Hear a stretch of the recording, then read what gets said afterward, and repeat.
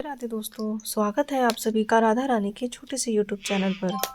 उम्मीद है मुझे आप सभी बहुत अच्छे होंगे और मैं भी बिल्कुल अच्छी हूँ। तो आज हम बात करने जा रहे हैं सकट चौथ व्रत कथा की। तो ज़्यादा समय न बर्बाद करते हुए चलते हैं सीधा अपनी कथा की तरफ। सकट चौथ का व्रत गणेश भगवान जी के लिए किया जाता है। यह व्रत माघ महीने की कृष्ण पक्ष की चतुर्थी को किया जाता है।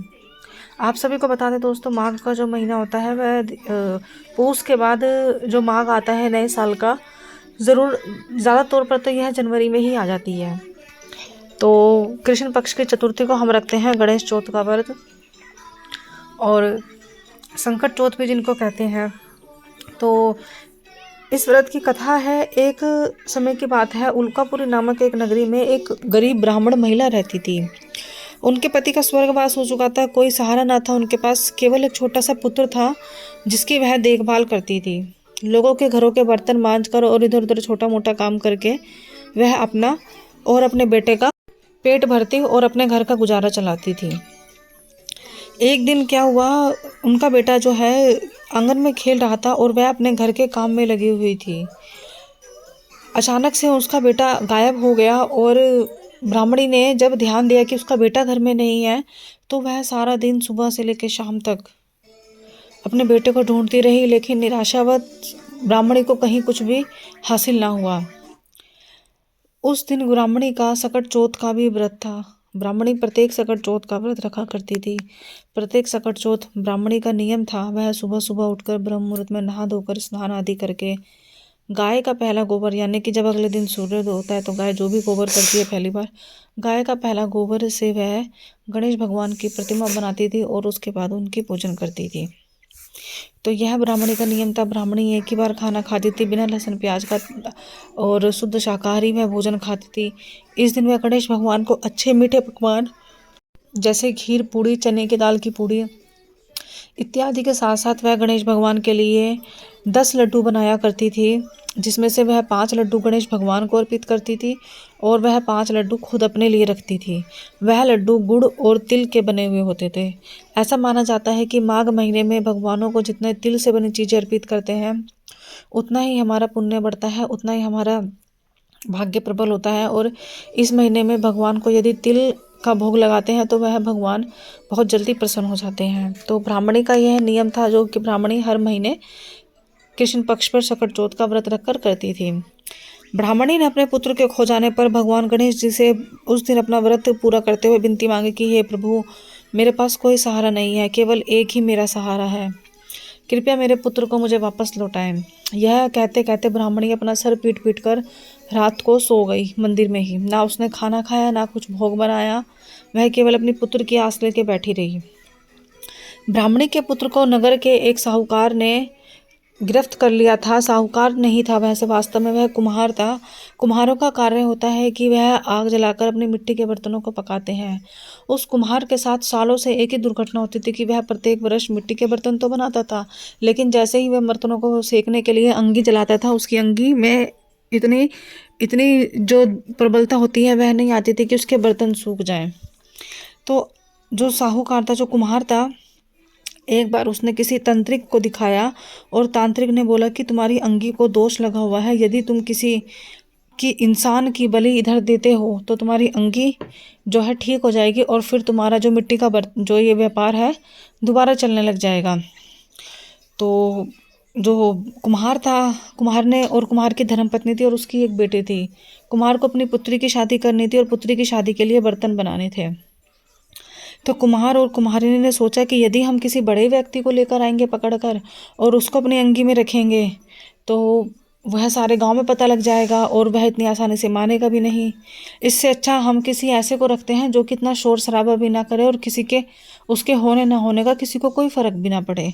तो कुम्हार और कुम्हारिनी ने ब्राह्मणी के आंगन में खेलता हुआ छोटा सा बच्चा देखा, और उन्हें इसके अलावा कोई दूसरा रास्ता नजर ना आया। उन्होंने ब्राह्मणी के छोटे से बच्चे को लाकर, अंगी का जो मतलब होता है शायद आप लोगों में से किसी को ना भी पता हो, तो मैं आपको बता देती हूँ। अंगी एक तरीके से अंगीठी होती है, जिस अंगीठी में कोयले और आग जलाकर रखते हैं और उसके अंदर बर्तनों को पकाने के लिए रखते हैं उसके आसपास। तो कुम्हार ने क्या करा, कुम्हार और कुम्हारिनी ने, कि जो बच्चे को था उस अंगीठी के अंदर रख दिया और उसके बाद आग जला दी कि जैसे ही इस आग में ये बच्चा चलेगा और हमारे जो भी दोष हैं, जो भी हमारे ऊपर काला जादू तांत्रिक है, वो सब समाप्त हो जाएगा और हमारा बर्तनों का जो पकने का कार्य है वह दोबारा शुरू हो जाएगा, जिससे हमारे पास ढेर सारे पैसे आएंगे और हम अपनी पुत्री का विवाह करेंगे। कुम्हार और कुम्हारिनी को अपने किए गए कार्य का ना तो कोई पछतावा था, ना कोई डर था और ना उनके अंदर किसी भी चीज़ को लेकर भय था।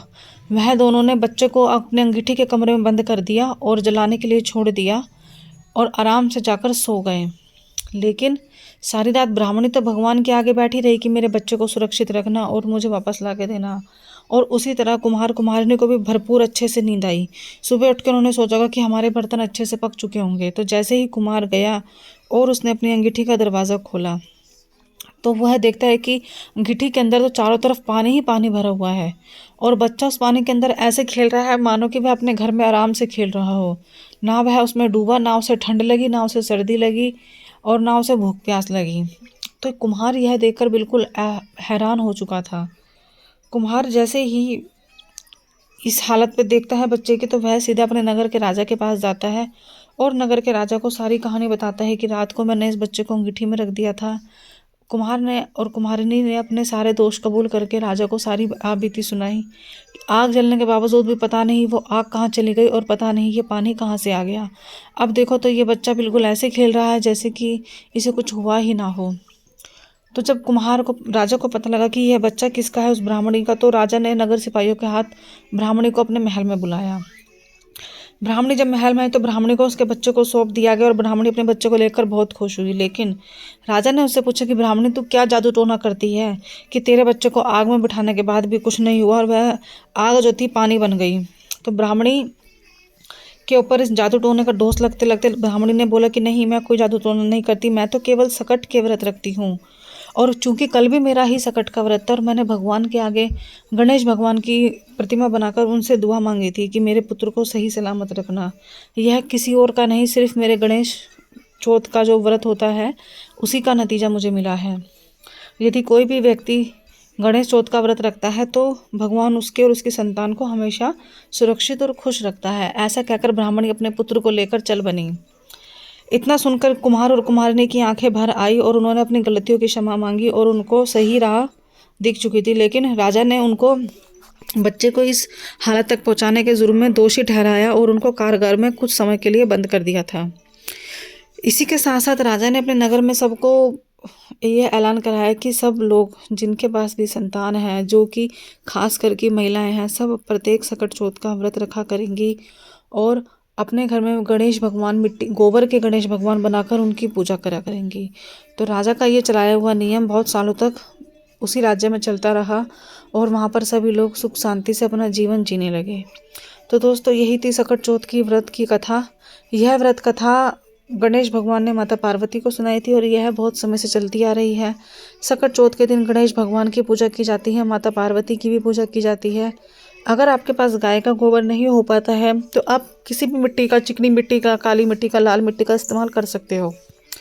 गणेश भगवान का अपने घर में बनाइए मिट्टी के और उसके बाद उनको पूजा कीजिए, उनको पीली चीज़ें अर्पित कीजिए, हरी घास अर्पित कीजिए, हरी मूंग उनको अर्पित कीजिए, पीली हल्दी उनको अर्पित कीजिए और साथ ही साथ भगवान को भोग के लिए तिल और गुड़ के लड्डू मार्केट में बने बनाए भी आते हैं। अगर आप घर में लाकर बना सकते हो तो इससे अच्छी कोई दूसरी बात नहीं होगी। आप भगवान को अर्पित कीजिए और अपनी संतान के सुरक्षित जीवन की और लंबी कामना की दुआ मांगिए। तो दोस्तों, यहीं हमारी ख़त्म होती है सकट चौथ की व्रत की कथा।